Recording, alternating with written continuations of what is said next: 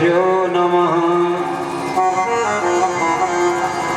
स्थान देवताभ्यो नमः। सर्वेभ्यो देवेभ्यो नमः। सिद्धि बुद्धि सहिताय श्रीमन्महान्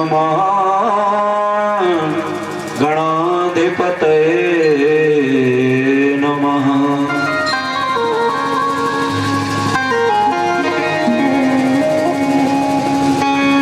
देहं सदा परिभवार्गनमभीष्टदोहम् तीर्थास्पदं शिवविरञ्चिनुतं शरण्यम् प्रत्यार्तिहं प्रणतपाल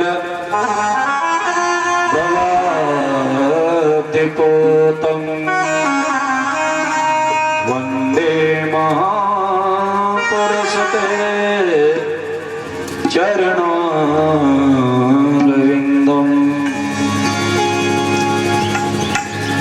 नारायणं नमस्कृत्य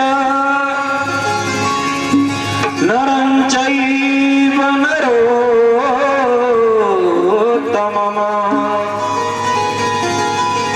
देवीं सरस्वतीं व्यासं ततो जयमुदीरयेत्।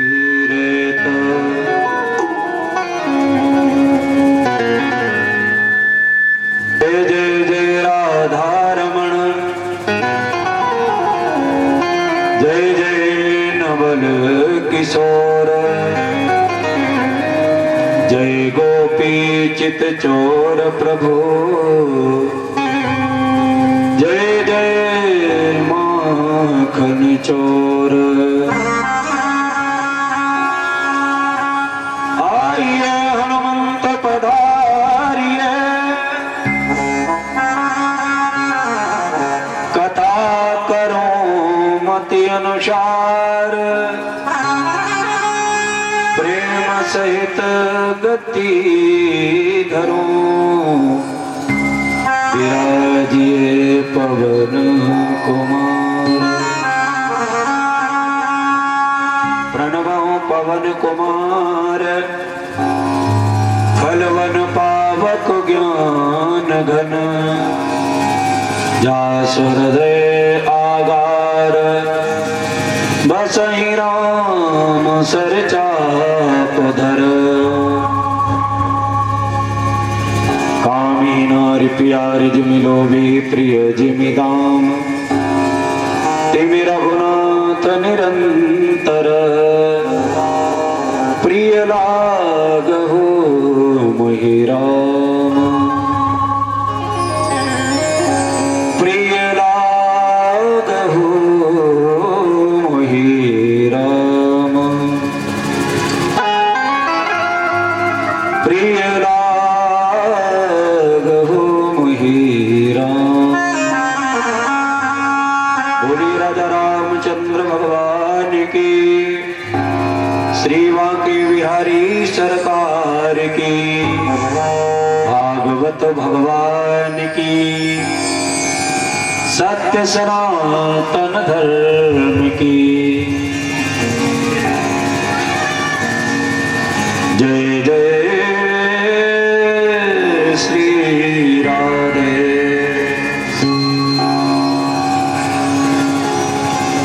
भगवान अकारण करुणा की वर्षा करने वाले दीन बंधु परमपिता परमात्मा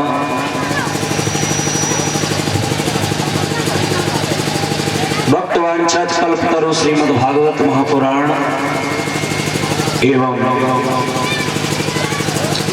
परमपिता परमात्मा के विभिन्न जीवात्माओं भगवान कर्तुम अकर्तुम अन्यथा कर्तुम सर्वसमर्थ नंदनंदन यशोदानंदन ब्रजनंदन के पादार बिंदों में मन ही मन चिंतन करते हुए बड़े भाव से हरिनाम का आश्रय लेते हुए हम लोग अपनी वाणी को पवित्र करें। तदुपरांत जैसे दीक्षा वही कार्य होगा। आइए मेरे सिर पर रख दो बाबा, मेरे सिर पर रख दो बाबा अपने ये दोनों हाथ। तालीम की सेवा करते हुए सभी लोग कहेंगे, अरे दीना है तो दीजिए जन्म जन्म का साथ, दीना है तो दीजिए जन्म जन्म का साथ, दीना है तो दीजिए मेरे सिर पर रख दो कान्हा, मेरे सिर पर रख दो कान्हा अपने ये दोनों हाथ, और दीना है तो दीजिए जन्म जन्म का साथ, दीना है तो दीजिए जन्म जन्म का साथ। जय हो।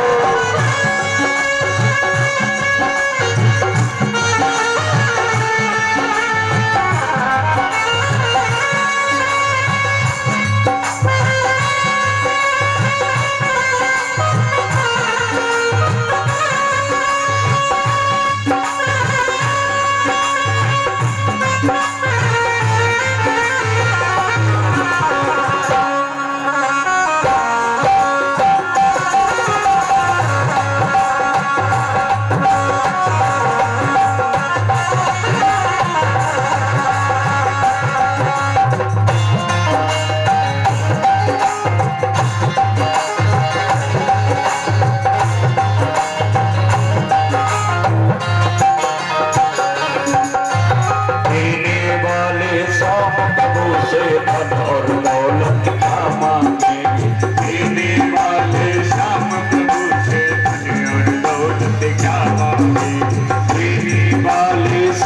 प्रभु से धन और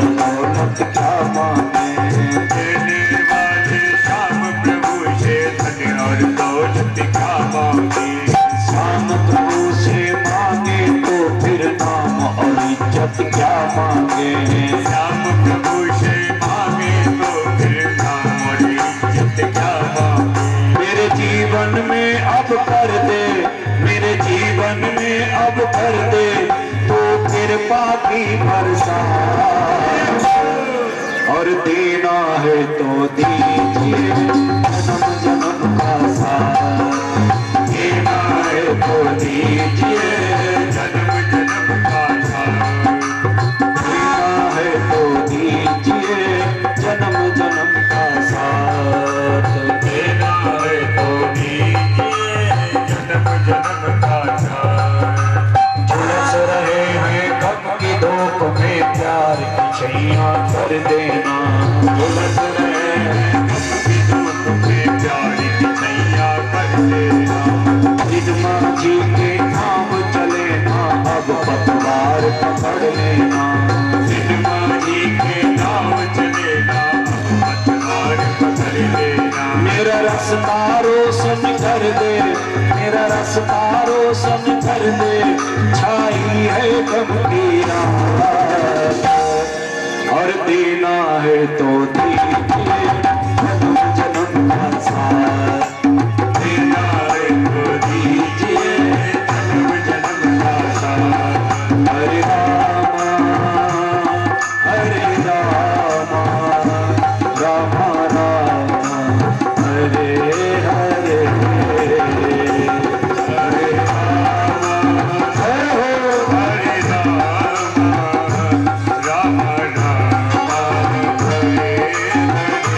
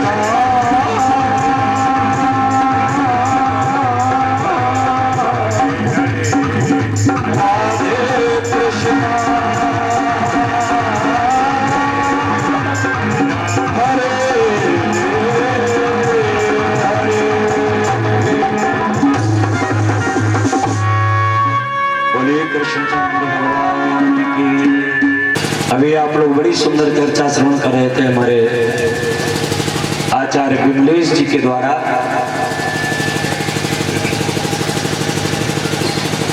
मनु जी महाराज के वंश का वर्णन चल रहा है।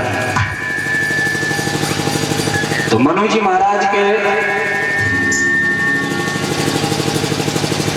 3 पुत्रियां हैं और 2 पुत्र हैं। पुत्रियों के वंश का वर्णन पहले आया है। पुत्रियां कौन है? बोले आकुति, प्रसूति और देवहूति। आकुति का विवाह हुआ है रुचि प्रजापति के साथ में।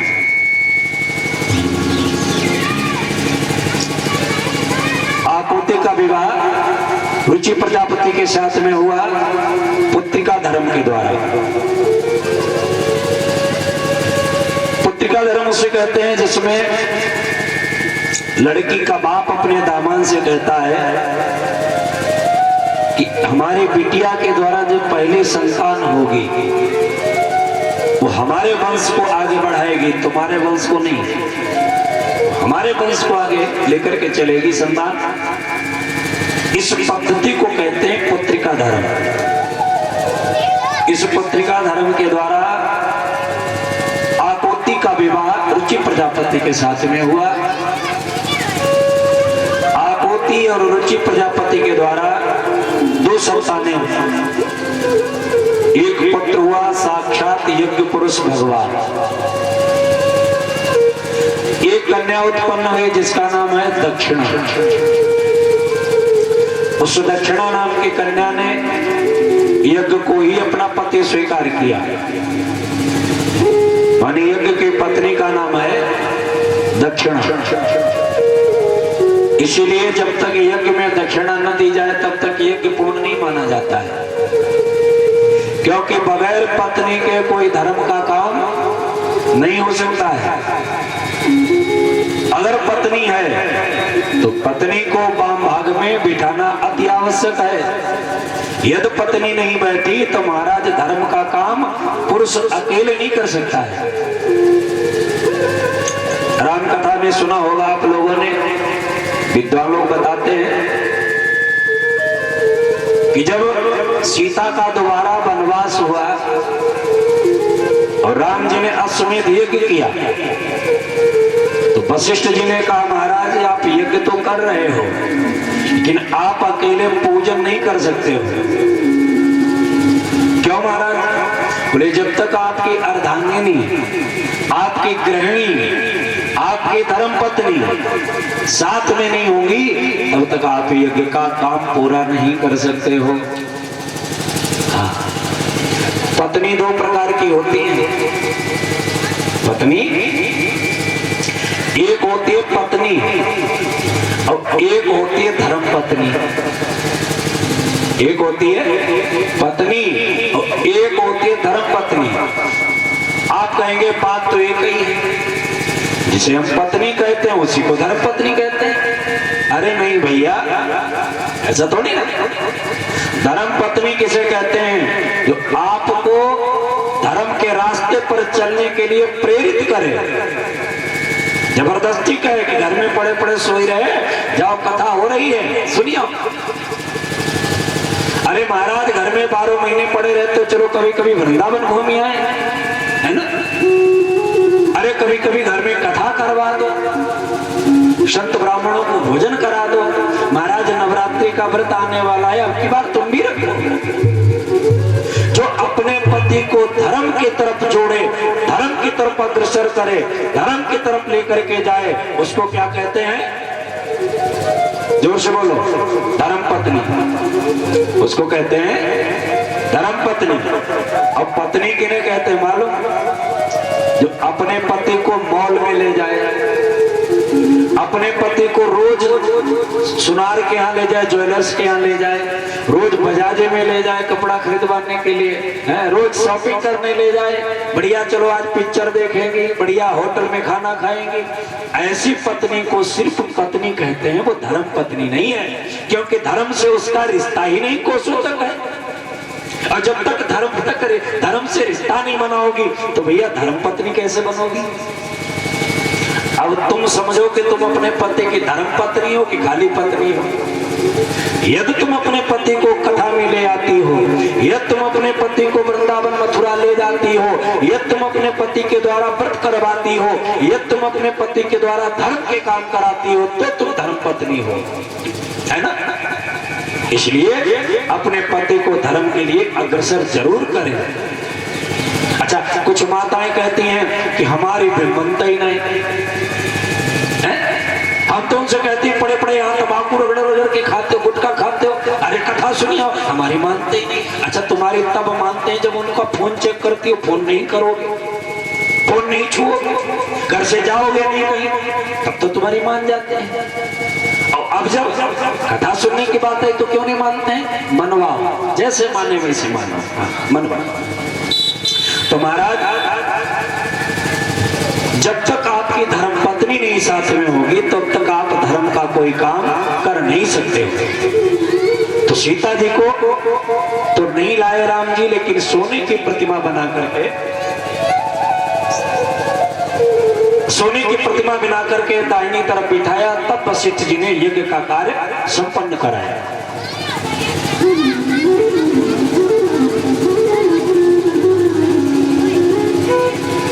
इसलिए जब तक महाराज, यज्ञ की पत्नी का नाम है दक्षिणा, जब तक दक्षिणा न दी जाए तब तक महाराज यज्ञ पूर्ण नहीं। और मैंने कल बताया था यज्ञ दक्षिणा जो है सामर्थ्य के अनुसार होनी चाहिए, श्रद्धा के अनुसार नहीं। अब पता लगा पंडित जी यहाँ 1.5 घंटा 2 घंटा माइक पे पूजन कराते हैं आनो भद्रा करके, अब 1-1 रुपया घर से ले आते हो कलश पे चढ़ाने के लिए, ये भी गलत बात है। हालांकि विमलेश कह रहे थे, हमारे पंडित जी विमलेश कह रहे थे यहाँ तो दक्षिणा की बढ़िया व्यवस्था हो जाती, कोई 1 रुपया टूटा नहीं लेके आता, सब 10-10 के लेके आते हैं। अच्छी बात है, क्योंकि ये आचार्य लोग आपके यहाँ रोज थोड़ी ना आएंगे। इसलिए दक्षिणा जो है वो श्रद्धा से नहीं, दक्षिणा सामर्थ्य के अनुसार है। आज के जमाने में 1 रुपया अगर बच्चों को दिया जाए तो वो भी नहीं लेते, आचार्य जी कैसे ले लेते? तो महाराज दक्षिणा जो है सामर्थ्य के अनुसार होनी चाहिए, जैसी आपकी सामर्थ्य है वैसा दक्षिणा। उस दक्षिणा ने यज्ञ को ही अपना पति स्वीकार किया। अब महाराज मनु की जो दूसरी बेटी है, मंझली बेटी, जिसका नाम है प्रसूति, प्रसूति का विवाह हुआ है तक्षक प्रजापति के साथ, जिनके द्वारा 16 कन्याएं पैदा हुई। आगे आप कथा सुनेंगे। सबसे छोटी कन्या है महाराज मनु की, जिसका नाम है देवहूति। देवहूति महाराज बहुत सुंदर थी, इतनी सुंदर थी कि एक बार अट्टारिका पर खड़ी बाल सुखा रही थी, तब तक चित्ररथ गंधर्व उधर से निकला और उसने देवहूति के मुखमंडल को देखा तो महाराज मूर्छित होकर के विमान से जमीन पर गिर गया। इतनी सुंदर देवहूति आज विवाह के योग्य हुई। तो ब्रह्मा जी से पूछा महाराज विवाह किससे करें? तो ब्रह्मा जी ने कहा एक काम करो, तुम करदम से देवहूति का विवाह कर दो, करदम से। महाराज वो संत ठहरे वो विवाह के लिए कि हाँ कर देंगे, हाँ क्यों नहीं, हम कह देंगे। ब्रह्मा जी आए, करदम जी से कहा बेटा करदम, हाँ गुरु महाराज। ब्रह्मा जी ने कहा अभी थोड़ी देर के बाद महाराज मनु और महारानी शत्रुपा अपनी कन्या देवहूति को लेकर के आएंगे तुमसे विवाह के लिए। एक काम करना, तुम विवाह कर लेना।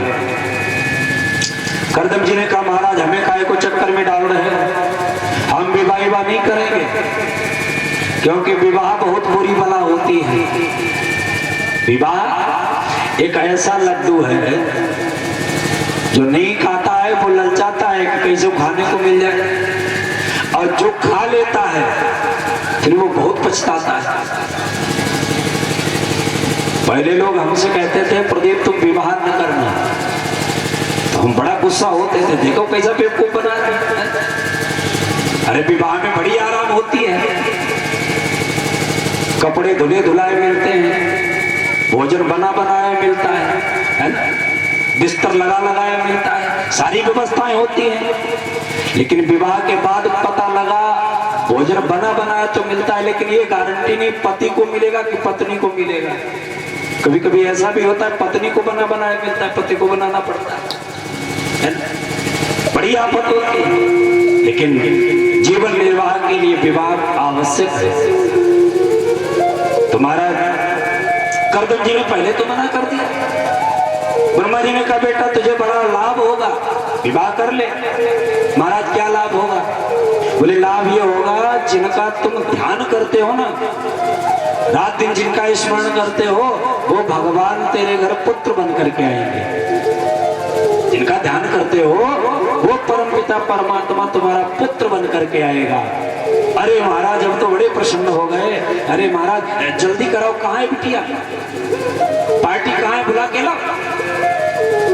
ब्रह्मा जी ने कहा अभी नहीं, थोड़ी देर बाद पार्टी आने वाली है। अब एक काम करना, ऐसा न करना कि विवाह के लिए वो तुमसे कहें कि विवाह कर ले, तुम तुरंत यहाँ कर दो। फिर महाराज बोले पहले 3 बार मना करना, हम नहीं करेंगे, हम नहीं करेंगे, हम नहीं करेंगे, और जब ज्यादा कहें तो विवाह कर लेना। बोले महाराज जब करना ही विवाह है तो 3 बार काहे को मना करें? ब्रह्मा जी ने कहा इसलिए मना करना है, नहीं तो लड़की वाले कहेंगे लड़का तो पहले से तैयार था विवाह के लिए, तो 3 बार मना करना। ठीक है महाराज। अब कर्दम और देव वो ब्रह्मा जी तो चले गए। थोड़ी देर बाद मनु शत्रुपा अपनी बिटिया देवहूति को लेकर के आश्रम पर पधारा। कर्दम जी ने देखा कि 3 लोग आए हैं। महाराज कुटिया के अंदर गए, 3 आसन निकाल करके लाए, पंक्तिबद्ध डाल दिए। एक आसन पर मनु जी से निवेदन किया आप बैठ जाओ, मनु जी बैठ गए। एक आसन पर शत्रुपा रानी से निवेदन किया आप बैठ जाओ, एक आसन पर शत्रुपा रानी बैठ गए।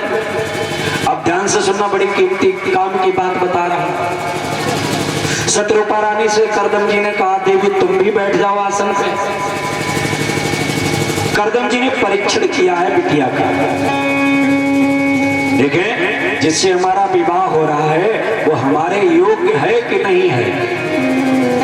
देखो ऐसा नहीं कि लड़की आज ही देखी जाती है विवाह से पहले, केवल आज ही नहीं, लड़कियां पहले भी देखी जाती थी। विवाह से पहले बिटिया की दिखाई पहले से भी होती थी, आज भी होती है। अंतर इतना है कि पहले बिटिया के गुण देखे जाते थे, बिटिया का कुल खानदान देखा जाता था, बिटिया के अंदर योग्यता पात्रता देखी जाती थी, है ना। बिटिया का चरित्र देखा जाता था कि कैसी चरित्रवान है कि नहीं है, कुल खानदान ठीक है कि नहीं है ना, पढ़ी लिखी है कि नहीं है, सभ्यता बोलने की है कि नहीं है, यह देखा जाता था। और आज के जमाने में मात्र 2 चीजें देखी जाती हैं बिटिया में। कौन सी? एक तो हाइट और दूसरे वाइट। एक तो बिटिया लंबी हो तो विवाह होगा, अगर जरा छोटी है नहीं भैया ठीक नहीं, लंबाई कम है। दूसरे बोले गोरी हुई, बात खत्म। अच्छा गोरी खूब हो, भले वो आते आते खानदान की नाक काट ले, इससे कोई मतलब नहीं। हाँ? अरे उस सुंदरता का क्या करोगे जो सुंदरता तुम्हारे वंश को बर्बाद करके चली जाए, ऐसी सुंदरता नहीं चाहिए। सुंदरता केवल चेहरे की नहीं है, सुंदरता केवल रंग की नहीं है, और सुंदरता तो कर्मों से होती है ना। सुंदर तो बनकर के शूर्पणखा गई थी राम जी के पास, बोलो भाई, सुंदर बनके शूर्पणखा गई राम जी के पास। राम जी ने क्या किया? बोले नाक कान काट लिए। और शिवरी सुंदर थी, बोलो भाई, शिवरी जिसने राम जी को बेर खिलाए वो सुंदर थी, है? शिवरी सुंदर नहीं थी, जंगल में रहने वाले भीलनी थी बेचारी, काली कलूटी थी, बुद्धि थी, लेकिन कर्म कितने अच्छे हैं। और कर्म के अनुसार राम जी ने उसके जूठे बेर खाए, बोलो भाई। राम जी वही है, लेकिन सुंदरता पर नहीं रीझे। राम जी महाराज शूर्पणखा सुंदर बन के आई तो नाक कान काट लिए, क्योंकि कर्म अच्छे नहीं है शूर्पणखा के, कर्म अच्छे हैं। जो स्त्री पर पुरुष को देख करके रीझ जाए, परपुरुष को देख करके आसक्त हो जाए, परपुरुष से रमण करने के लिए तैयार हो जाए, वो स्त्री चरित्रवान नहीं है, उसकी तो नाक कट ही जानी चाहिए। इसलिए सुपर्णखा की नाक काट ली। और जो महाराज रात दिन भले भले रूप है, भले देखने में अच्छी नहीं है, लेकिन रात दिन राम के चरणों में अनुराग है, रात दिन ठाकुर सेवा में लगी है, रात दिन भगवान के भजन में लगी है। भगवान कहते हैं ऐसा पुरुष मेरे लिए बहुत प्रिय है। और शिवरी रात दिन क्या करती है मालूम? रात दिन मेकअप नहीं करती है, रात दिन एब्रो शेव नहीं करती है, रात दिन फेस वॉश से मुंह नहीं धोती है। क्या करती है? एक ही काम करती है। क्या? कि भिलनी संभाले रास्ता, आवेंगे राम जी, भिलनी संभाले रास्ता, आवेंगे राम जी, भिलनी संभाले रास्ता, आवेंगे राम जी, भिलनी संभाले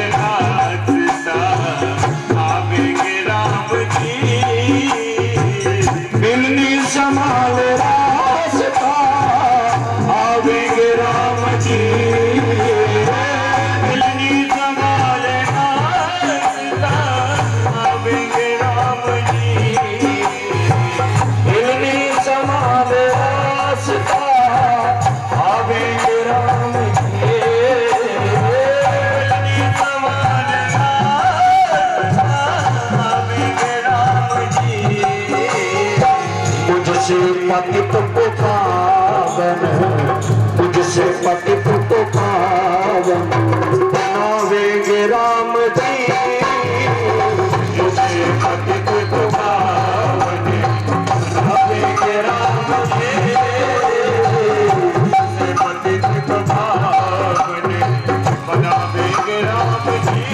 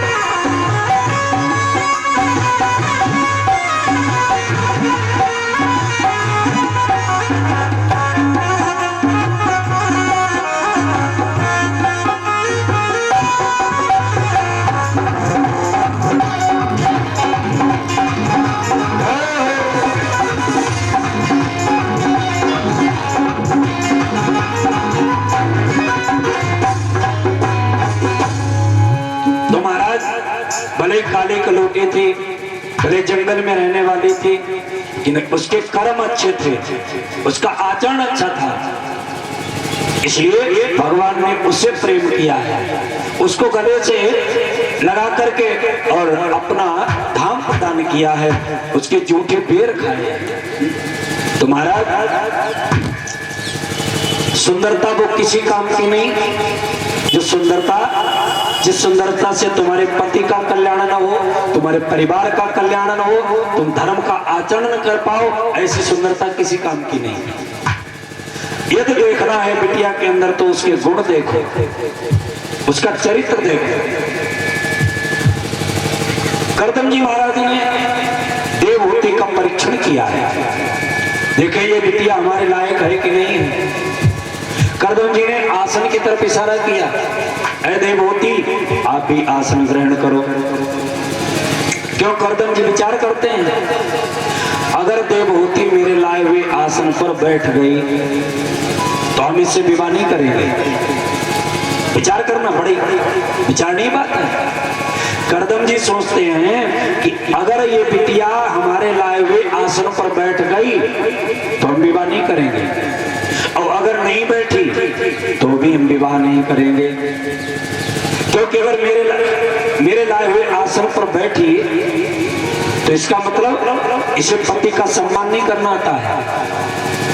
जो स्त्री अपने पति के लाए हुए, पति के डाले हुए आसन पर बैठती है उसे पाप लगता है। माताओं शिक्षा लो, पति के डाले हुए आसन पर आपको बैठना नहीं है। क्यों? पति के द्वारा तुम्हारी सेवा हो जाएगी। अब यदि तुमने अपने पति परमेश्वर से सेवा करवा ली तो आपको निश्चित नरक मिलेगा, पाप लगेगा। लेकिन आजकल की माताएं तो बड़ी बुद्धिमान है। शाम को जो लड़ा रोए, काय लला रो रहे हैं, क्या करें? ऐसा करो, चारपाई तुम्हें बिछाई ले। हाँ हम बिछा ले, चारपाई बिछा दे, बढ़िया चद्दर, बढ़िया तकिया लगा। अब श्रीमती जी लेकर के लला को लेट गए। बोले लला अब भी नहीं चुप हो रहे। बोले अब क्या करें? तो पति से कहा ऐसा करो, अब तुम बिल्ली बन जाओ, चारपाई के नीचे घुस जाओ और म्याऊं म्याऊं करो। अब श्रीमान जी चारपाई के नीचे म्याऊं करते, वो ऊपर से मार के धक म्याऊं करते। तुम्हारा पति के लाए हुए आसन पर पत्नी को बैठना नहीं चाहिए। लेकिन देवहूति भी बड़ी बुद्धिमान है।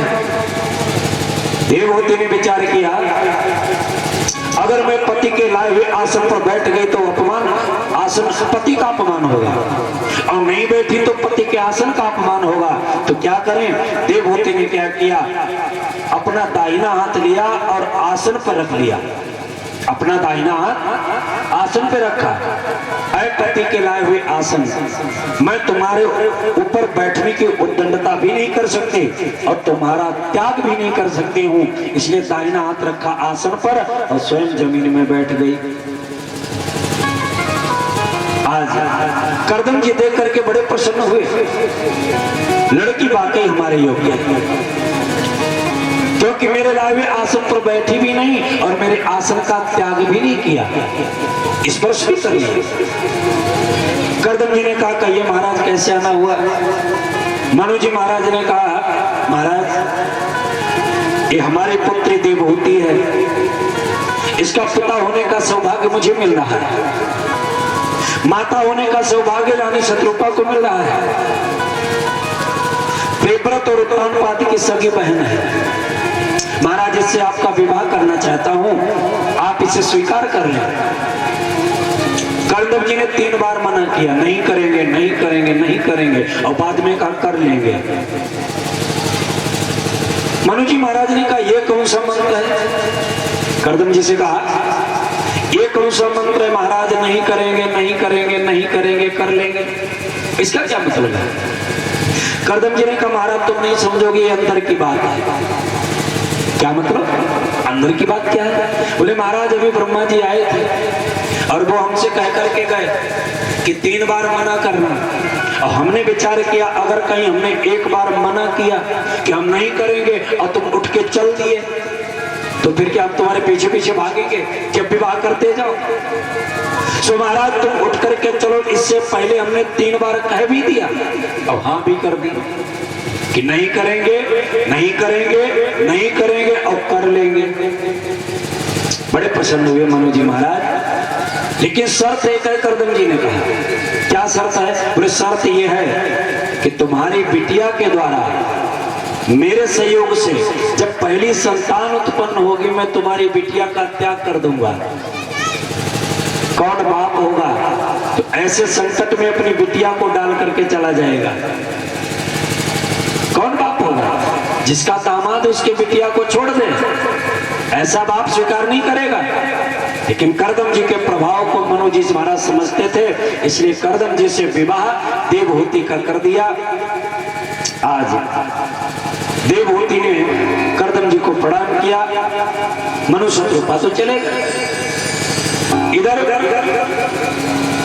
देवहूति ने कहा महाराज अगर आपकी आज्ञा हो तो मैं कुटिया को साफ कर दूं, कुटिया को स्वच्छ कर दूं, इसे घर बना दूं,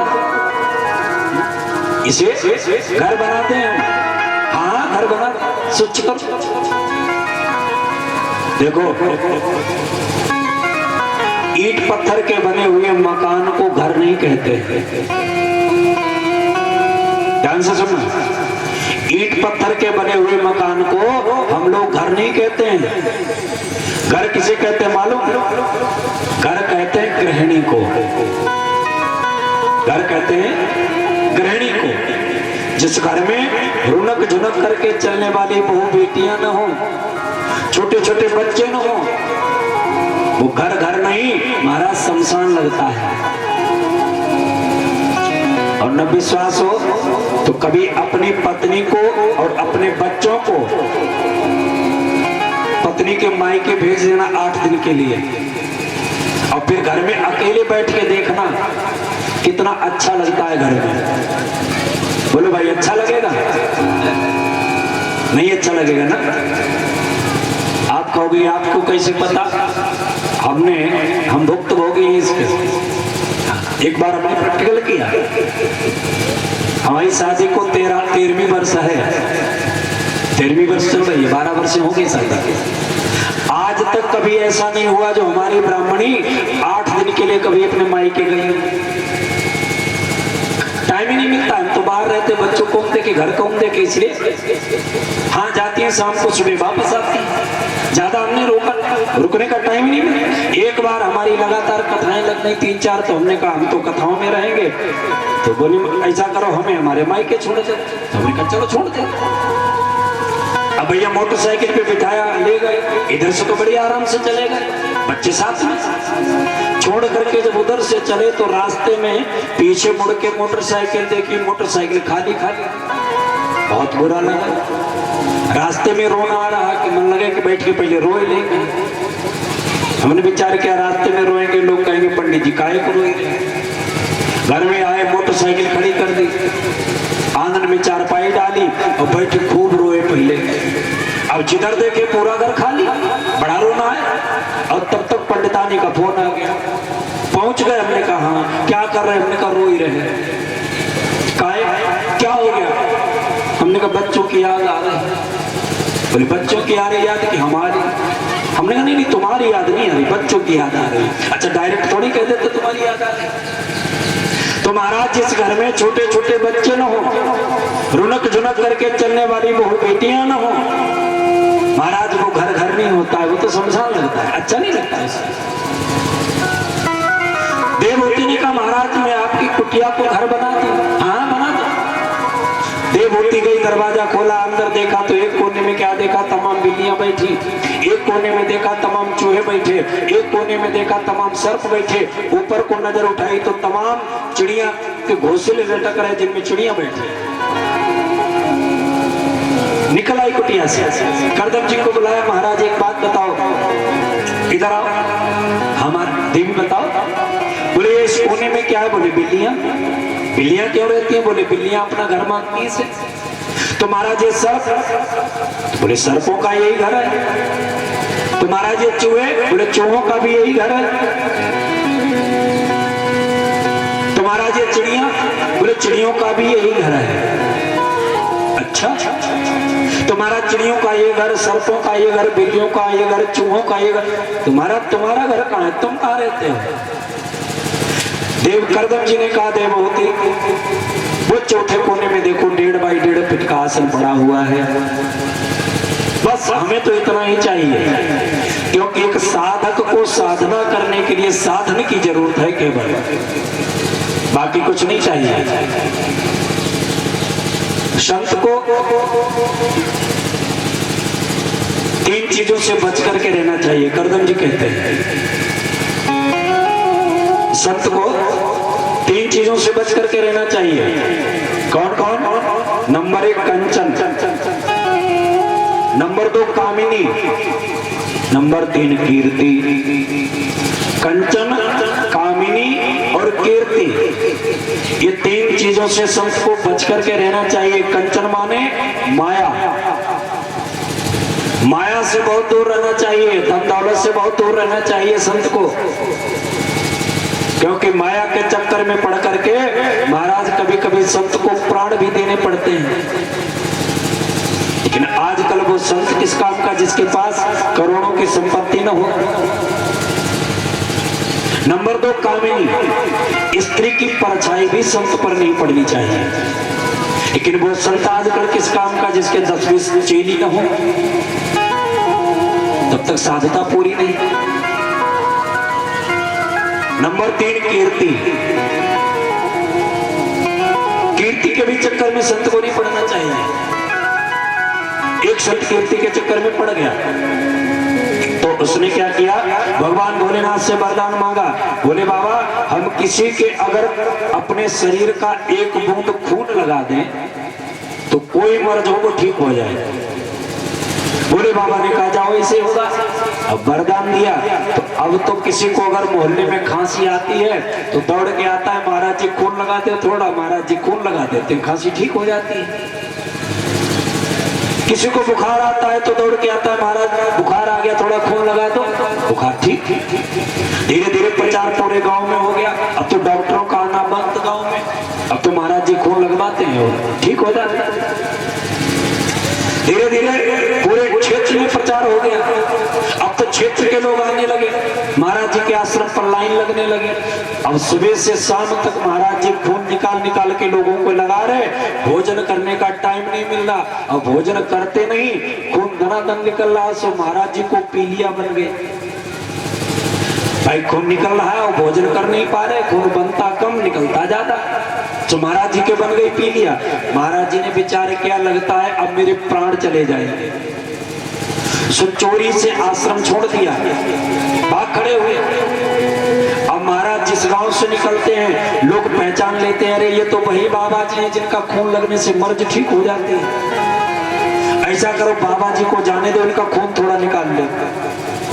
अब बाबा जी खूब भागते हैं, वो करते हैं, लोग दौड़ करके बाबा जी का खून निकाल लेते, बाबा जी को छोड़ देते हैं। अब खून कहीं 10-20 बाल्टी थोड़ी न था, 2-4 ml खून बचा था, वो भी लोगों ने खींच लिया। बाबा जी गिरे और टप से मर गए। सियावर रामचंद्र की जय। माया वो दूसरा ही खाएगा, खाली हाथ आया है और खाली हाथ जाएगा, खाली हाथ आया है और खाली हाथ जाएगा। क्या तो लेके आया है, क्या तो लेके जाएगा। जय हो।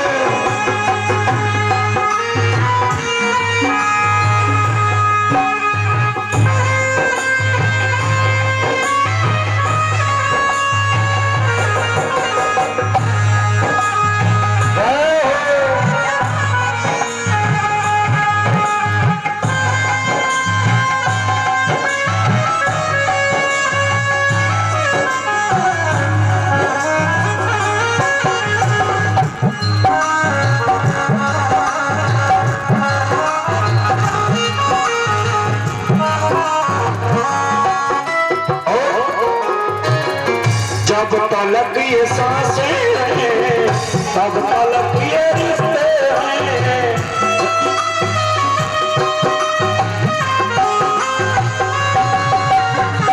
जब तलक ये सांसें हैं, तब तलक ये रिश्ते हैं। श्वास जिस घड़ी छोटे, श्वास जिस घड़ी छोटे, हर रिश्ता टूट जाएगा। श्वास जिस घड़ी छोटे, हर रिश्ता टूट जाएगा।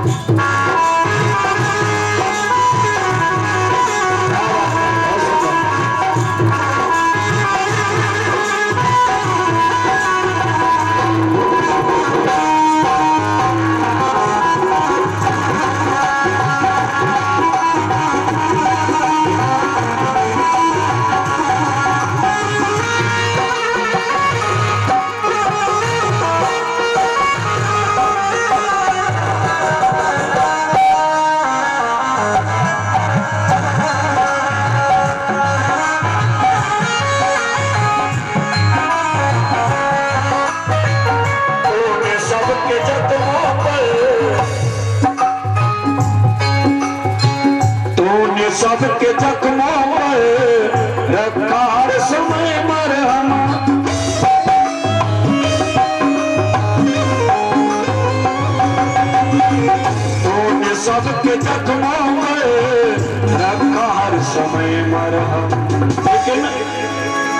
जो तुम्हारा अपना है, जो तुम्हारा अपना है वो तुम्हें जला देगा।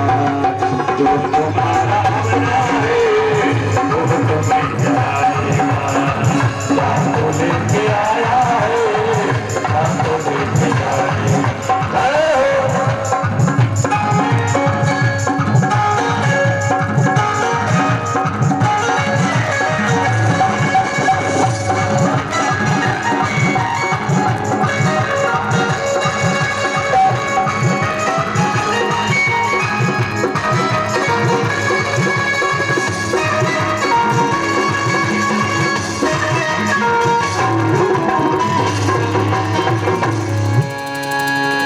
माया को छोड़ करके मायापति से स्नेह करने वाला ही सच्चा साधु होता है। देवहूति कुटिया को स्वच्छ करने में लगी है और तब तक प्रणाम किया। सती महारानी को संदेह हुआ, पहली गलती कर दी। बोले बाबा ने इग्नोर कर दिया, कोई बात नहीं, स्त्री है, गलती हो गई, पहली गलती क्षमा कर दी। सुनी महेश परम सुख मानी। भोले बाबा ने कथा सुनी। अब कथा सुनने के बाद जब चलने को हुए तो भोले बाबा ने अगस्त्य जी से कहा कि महाराज अपनी दक्षिणा ले लो। हाँ, जब किसी वक्ता से हम कथा श्रवण करते हैं या किसी विद्वान से कोई हम ज्ञान अर्जित करते हैं तो उससे हमें कहना चाहिए कि आप अपनी दक्षिणा ले लो। अभी आप लोगों को हम कथा सुना रहे हैं और रविवार को शाम को हम सबसे दक्षिणा मांगेंगे। आना सब लोग, नहीं तो दक्षिणा के डर से आधे लोग आओ ही नहीं। आना सब लोग। वैसे खास करके अपनी सानू दीदी से तुम जरूरी दक्षिणा मांगेंगे। अब तगड़ी वाली मांगे, खूब समझ लेते। अभी हमारी इच्छा की बात हम क्या मांगेंगे? तो महाराज बप्पा को दक्षिणा देनी पड़ती है। तो अगस्त्य जी से भोले बाबा ने कहा आपने मुझे कथा सुनाई तो आप अपनी दक्षिणा ले लो। अगस्त्य जी ने कहा महाराज दक्षिणा दोगे? बोले हाँ। बोले आप ऐसा करिए, दक्षिणा में आप ऐसा करिए, हम लोग अपना आसन बदलने, यही हमारी दक्षिणा है, आसन बदलना। क्या मतलब? अगस्त्य जी ने कहा महाराज अभी हम वक्ता बने कथा सुना रहे थे, आप श्रोता बने कथा सुन रहे थे, अब आप कृपा करके वक्ता बन करके कथा सुना दीजिए और हम श्रोता बन करके कथा सुन लें, बस यही दक्षिणा हमारी है। और वही हुआ। तुलसीदास जी महाराज लिखते हैं कि कहता सुनता रघुपति गुण गाथा, कहता सुनता रघुपति गुण गाथा, कहता सुनता रघुपति गुण गाथा, कहता सुनता रघुपति गुण गाथा। पाँचों दिन कहाँ रहे गिरिनाथा, पाँचों दिन कहाँ रहे गिरिनाथा।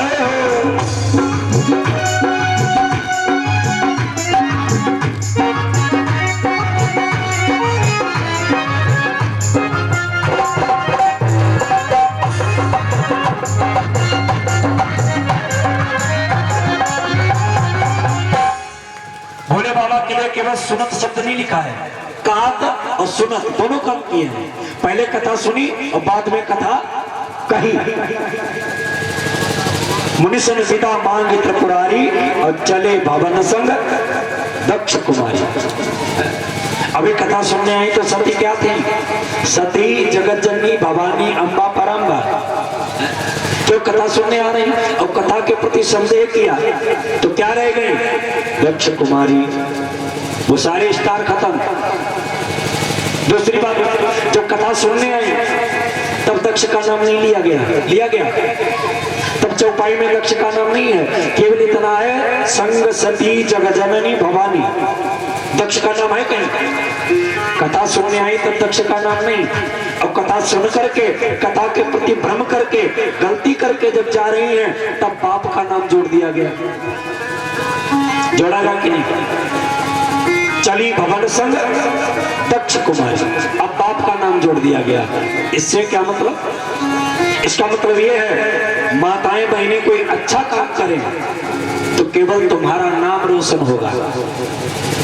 अच्छा काम करोगी तो तुम्हारा नाम रोशन होगा, और अगर जरा भी कोई गलत कदम उठ गया तुमसे तो तुम्हारे बाप का नाम बदनाम होगा कि नहीं? बोलो भाई।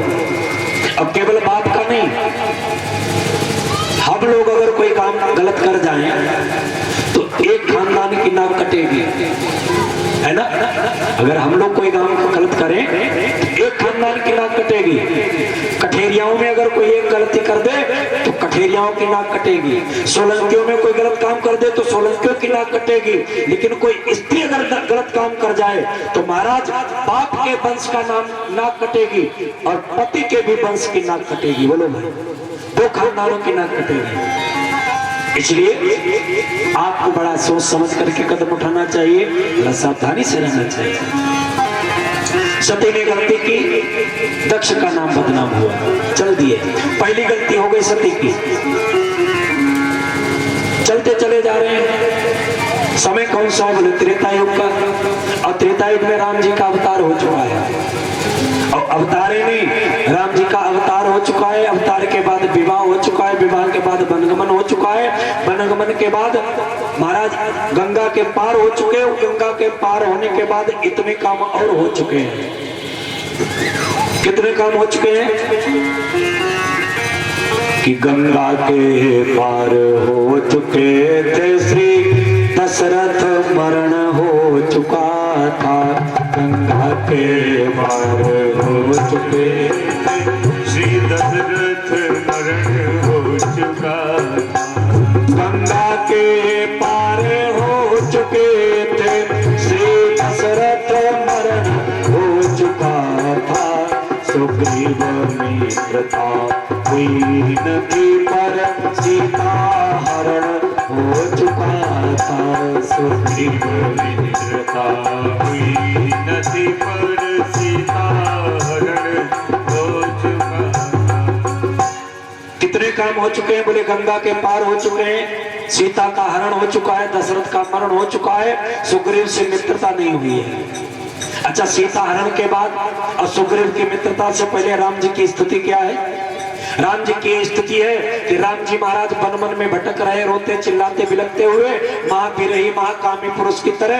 और कहते क्या है कि एक गमरा गए मधुकर श्रेणी, एक गमरा गए मधुकर श्रेणी, तुम देखी सीता व्रत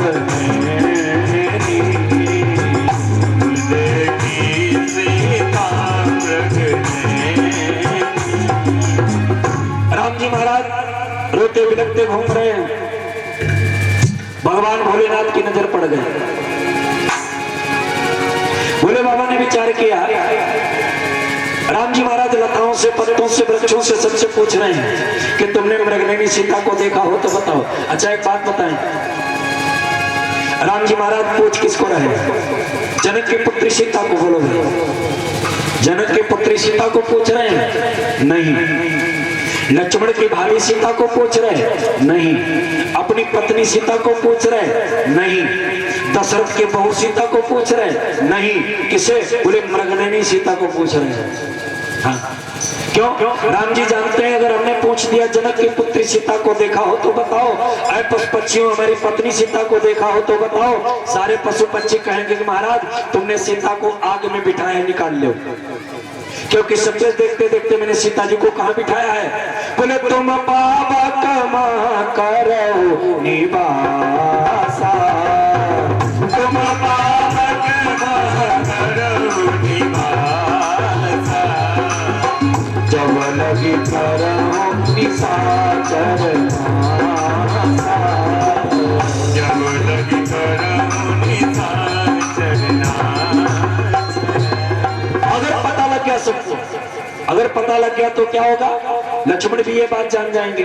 तो लक्ष्मण हो यहो मरम न जाना, लक्ष्मण हो यह मरम न जाना, जो कछु चरित रचा भगवाना, जो कछु चरित रचा भगवान। इसलिए पूछते क्या? हे कगम्रा गए मधुकर श्रेणी, तुम देखी सीता व्रत नैनी, तुम देखी सीता व्रत नैनी। सबसे पूछ रहे हैं तुमने अगर हमारी सीता को देखा हो तो बताओ। रोते बिलखते घूम रहे और तब तक भोले बाबा निकले उधर से, दक्षिण भारत से उत्तराखंड की तरफ जा रहे थे। रास्ते में दंडकारण्य पड़ा तो निकले उधर से, तो भोले बाबा की नजर पड़ गई राम जी के ऊपर। राम जी ने को देखा तो विचार किया ला इनको प्रणाम करने के लिए विचार किया। तब तक सोचा कि सती महारानी तो साथ ही में। अभी इनकी कथा सुनकर के इनको संदेह हो गया, अब ये तो कहीं राम जी को प्रणाम किया हमने और सती ने को भ्रम हो गया तो फिर ठीक नहीं। इसलिए भोले बाबा ने क्या किया, कदम रोक लिए, खुद रुक गए, लेकिन जय सच्चिदानंद भगवान की इतना कहने से रुक नहीं पाए। जय सच्चिदानंद जग पावन अस कही चले मनोजन सावन। हाथ जोड़ करके जय सच्चिदानंद भगवान की इतना कह करके चल दिए। सती की नजर पड़ गई। सती जी ने विचार किया सभी देवता तो केवल देव हैं, सभी देवता केवल देव हैं और हमारे हस्बैंड ये महादेव है। भाई भोले बाबा महादेव है कि नहीं? तो सभी देवता तो मिलकर के हमारे भोले बाबा को प्रणाम करते हैं। शंकर जगत और वंदे जगदीशा, सुर नर मुनि सब नावत शीसा, अतिन न पशुतहि अकीन परनामा, और कही सच्चिदानंद परधामा। सभी देवता तो मिलकर के हमारे भोले बाबा को प्रणाम करते हैं और इन्होंने इन राजा के छोटे छोटे लड़कों को प्रणाम क्यों किया? और केवल प्रणाम नहीं किया, सच्चिदानंद कहाँ है? भोले बाबा से पूछा महाराज ये कौन है, आपने इनको प्रणाम क्यों किया?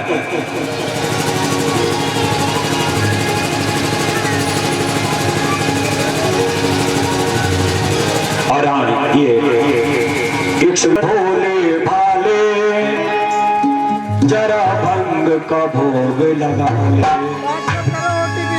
तुझे कहते हैं डमरू वाले, तेरे नाग लटक रहे काले। कोई तन ले गया तो कोई मन ले गया, कोई तन ले गया तो कोई मन ले गया। रे तूने क्या क्या ना दिया, तूने क्या क्या ना दिया, ना दिया ना दिया, ना दिया ना दिया, ना दिया ना दिया, ना दिया ना दिया, ना दिया ना दिया, ना दिया ना दिया। शिव शंकर भोले भाले जरा भंग का भोग लगा ले, शिव शंकर भोले भाले जरा भंग का भोग लगा ले। तुझे कहते हैं डमरू वाले, तेरे नाम लटक रहे काले। तुझे कहते हैं डमरू वाले, तेरे नाम लटक रहे काले। कोई तन ले गया तो कोई मन ले गया, कोई ले गया तो कोई ले गया। तुझे क्या दिया ना दिया, ना दिया ना दिया, ना दिया ना दिया, ना दिया ना दिया।